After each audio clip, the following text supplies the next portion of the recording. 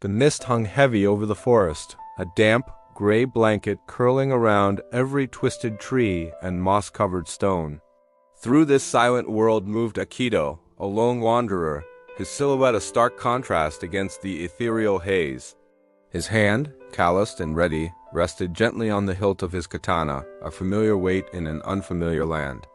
With each deliberate step, the crunch of leaves under his geta sandals seemed to shatter the profound quiet, a sound far too loud for the empty woods. Or were they truly empty? Shadows danced at the edge of his vision, fleeting and unnatural shapes that flitted between the ancient trees. It felt as if the forest itself was a living entity, its myriad eyes watching his every move.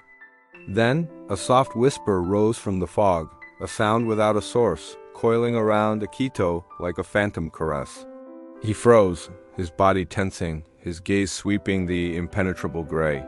He strained to hear, to understand, but the sound was just beyond comprehension. "Who's there?"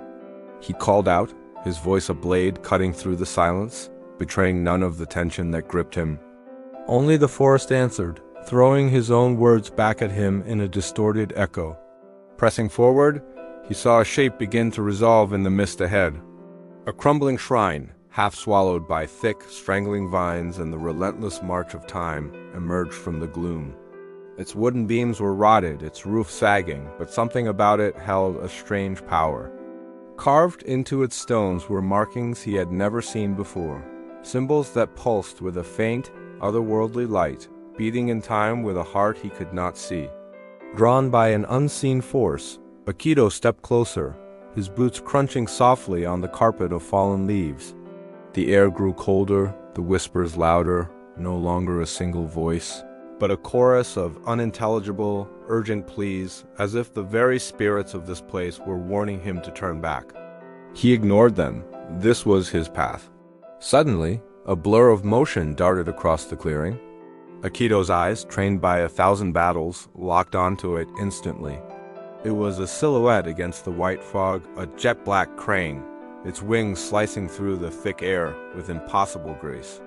The bird landed silently atop the shrine's dilapidated roof, its crimson-crowned head cocked, its gaze piercing and unervingly intelligent. It seemed to know him, to see right through him to the core of his purpose. Akito's hand tightened on the cold steel of his sword, his knuckles turning white. His attention was then pulled back to the shrine itself, to the central symbol etched into the ancient stone. It was a spiral of darkness, a vortex that seemed to drink the faint light. And it was glowing more intensely now, pulsing with a life of its own.